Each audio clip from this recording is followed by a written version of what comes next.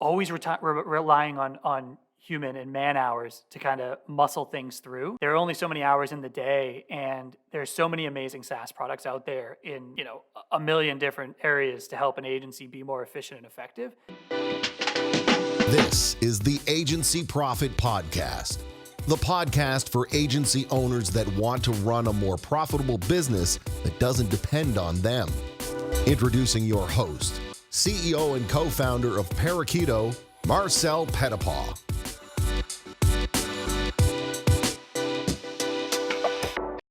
Hello, everyone, and welcome back to the Agency Profit Podcast. Today's episode is all about how to make big profits with small budgets. Yeah, you can't always just raise your prices. Some people have small businesses, they have limited budgets, and they still need services. They still need agencies. And today we're going to talk about how to still deliver for them and run a profitable business for yourself. Joining us today, he is the VP of Sales and Marketing at Unstack. Previous to joining Unstack, he was with WordStream as a general manager for agency business, and he's helped thousands of agencies through WordStream improve their business and their services. And when he's not working, he's golfing or he's going to car shows, and soon he'll be hanging out with his new baby. Congratulations and welcome to the show, Zach Rego. How you doing today, man? I'm good. I love the energy. No idea how I'm going to match it, but I'll do my best.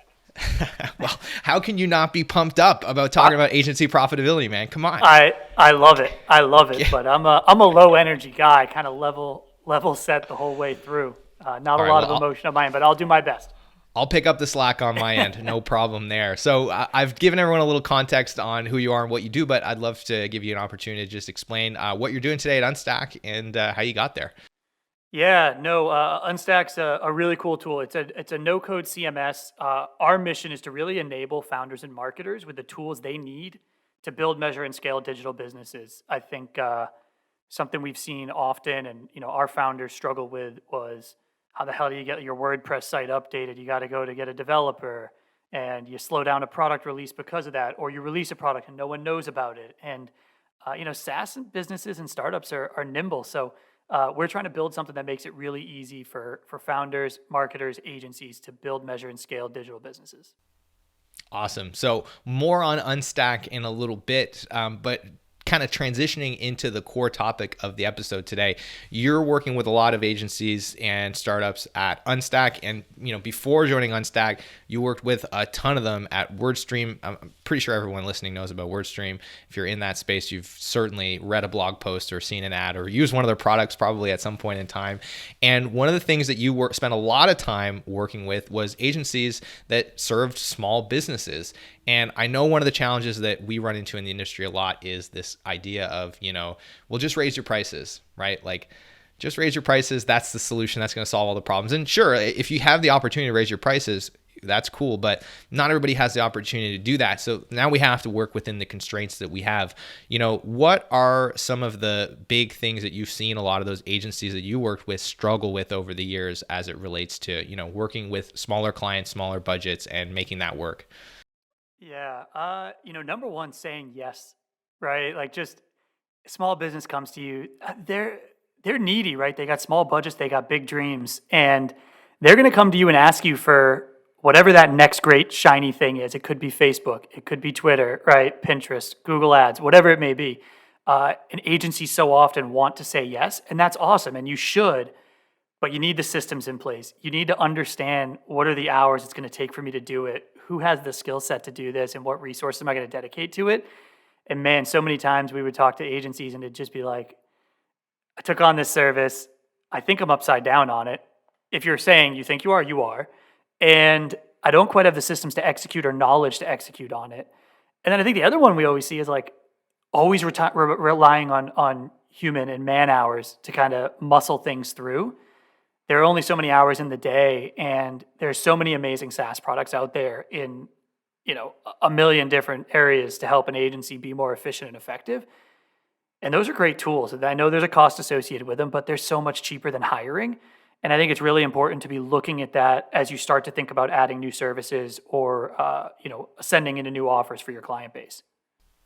Now, there's a misconception, I think, in the industry, right, which is that small budgets mean small profits. And I don't think that's necessarily true. And I know you know that that's not necessarily true as well. Where do you think that belief comes from? And, how do we overcome that if we're in a position where a lot of our customers or a lot of people reaching out to us have those small budgets? Yeah, I mean, I mentioned like taking on service that you don't know about. I think there's the other piece, like tracking your team's efficiency and knowing where they can be super efficient allows you to offer services that are easily scalable. So, a really nice example that we preached a lot at WordStream was an SMB is going to come to you, they're going to ask you for Google Ad services. Like a really easy add on there is Bing. Like almost no additional work. You can clone your account over. You can actually have your changes sync right up to Bing. Like, I don't know, that's an awesome place to go add a service that can add profitability to, PPC, which can sometimes be really, really time consuming and sometimes unprofitable. I think it's important for agencies to be thinking like, where can I mirror this work and add another service that's a value add to my client, but not a huge lift on my end. And the Google Bing examples are a really easy one.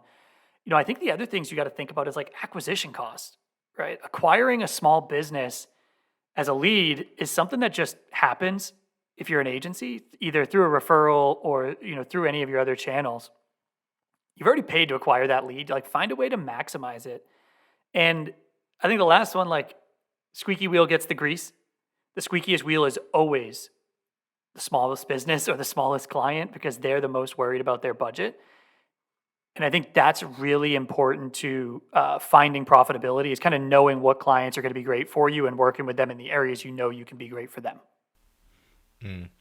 Yeah, I think there's a couple of things in here that I want to unpack. And, the first one is around looking for those efficient opportunities to serve that small business. And I mean, the agencies that I've seen do the best job around really scaling a profitable agency that's doing low budget stuff are the ones that have really kind of built their entire service offering around like highly leveraged services. So to your point, looking for opportunities to use a piece of software or to use a platform or to use, templates or to use, very specific scopes of work or productized services to bake the profitability into that service and allow themselves to solve big problems for their clients without actually having to do big amounts of work to get there and arbitraging that. Now, that's an area that obviously you have spent a lot of time in. You're pretty familiar with the ecosystem of tools. What are some of the keys to success as it relates to building a kind of down market service offering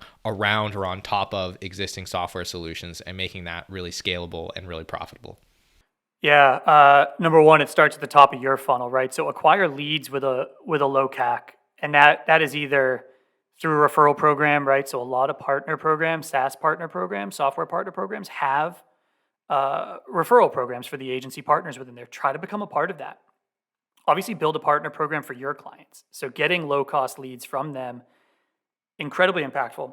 The other thing it helps is huge impact on churn, right? If someone was referred to you, not only are they more likely to sign up, but they're less likely to leave you. And we always see with small businesses, like churn's just higher. Any SaaS company that is supporting small businesses has higher churn. It's expected in the industry. The same thing trickles down with services.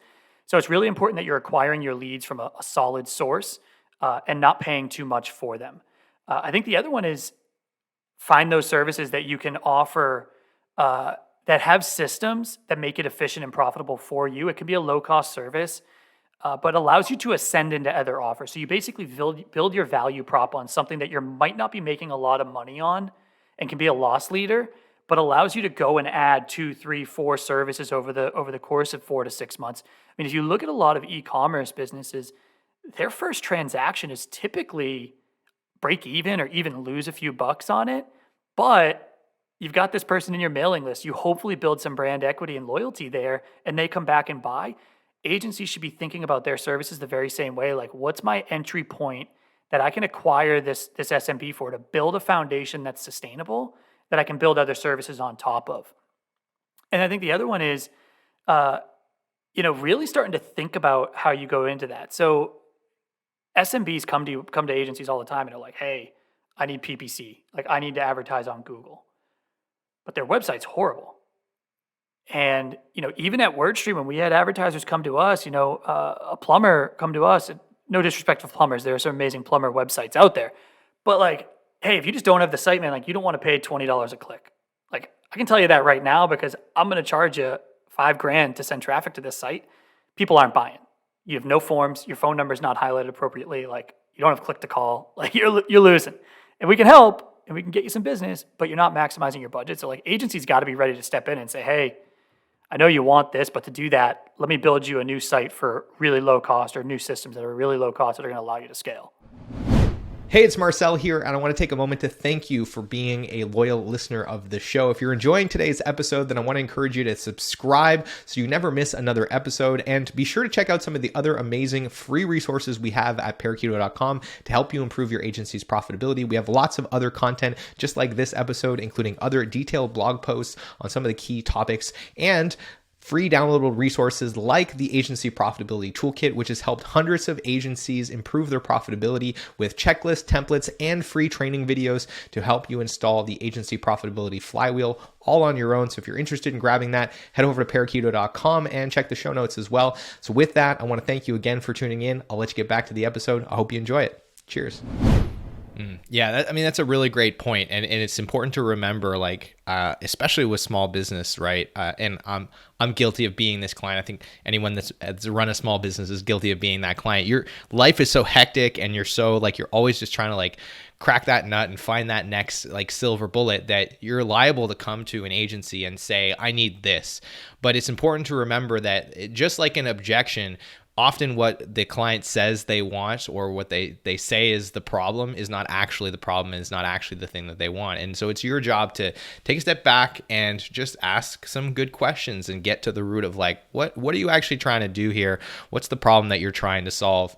And remember that a lot of time, especially in a small business, that founders primary focus is buying back their time as well as getting business results. And I think this is a place where I see a lot of folks kind of get tripped up, right? Is they build these service offerings for SMB that ask a lot from the client and place things on the client that are very important to the success of that marketing activity, instead of just saying like, we have a solution, this is how it works, and designing it such that it's efficient, it's fairly standardized, it's fairly procedurized, but the business owner is able to just kind of say, yep, that sounds like it's what I want. You already know it's going to be successful because you've designed it to be that way. And then it doesn't insert that client that's liable to have way too many things on their plate as a breaking point or as a failure point in that engagement. So my own thoughts on this that I want to just insert in here. I've seen this kind of stuff happen all the time, and it's a great point to bring up. Like, take the time to sit down with them and actually get an understanding of what they're trying to accomplish, and then be prepared to have a service offering designed to like really own that and make it successful in a way that's streamlined and optimized. Totally. And I think building off of that even is like, figure out where you start, where you grow, but then niche down. Like within SMBs, there are some things there are businesses that we know are going to scale, and they're going to scale appropriately. And you know that the cost per acquisition is going to be low enough, for the client to be successful. And the average selling price is going to be high enough for them to feel comfortable paying for the leads, right? So in the example of using PPC, like, hey, if you niche down into a SaaS company, for example, and a SaaS company comes to you and their average contract value is $10,000 a year, like, their marketing CAC can be somewhere around like $450 for a lead. Okay, like maybe that's starting to make sense, and now they're okay with it. Like and they might only have $3,000 to spend, and you might only be taking $750 of it, but you get them a few sales in a few months, like they're willing to spend. So like niche down, think about where you can build those models that you talked about, and focus on industries that are really going to work well with that model. And then I think the other one is like, maximizing utilization rate of employees is something that agencies, one, they're not time tracking, so it's really difficult to do this. But if you're not time tracking, you're not maximizing utilization rate. And we used to ask our clients all the time in a way to try to get case studies, like, how much time were you spending managing PPC before WordStream? How much time are you managing, spending now? And almost every time we'd get, I don't know, and then we would have to go in the exercise and like work with them to track it with WordStream and without, so that we could write our own customer success stories. We had a bunch that did it.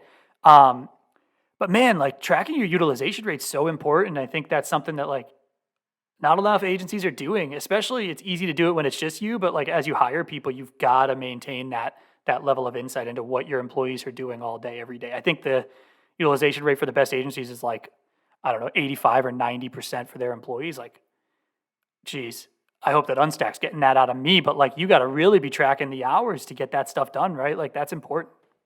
Yeah, I mean, and that's the other thing, right? Is like when you're designing something for a specific amount of margin, like if you're looking for a margin on $1,000 product, an hour or two relative to that scope of work is massive, right? And so if you're just kind of writing those hours off here and there, on the macro level at the end of the year, that's going to take such a significant amount of your bottom line out of the business. And I think this is just a really great point. Whenever you have larger budgets, you have the luxury of being able to be off by a few hours here and there. And it's not having a material impact on your gross margin. But when your total budget of hours for the month for this client is 10 and you spend 12, that is a material, I mean, that's 20%. That's 20% extra time. That's taking a huge chunk out of your gross margin. And that multiplied over dozens or hundreds of clients multiplied over a year is a significant amount of your profitability leaving. So you're absolutely right. I think the takeaway here is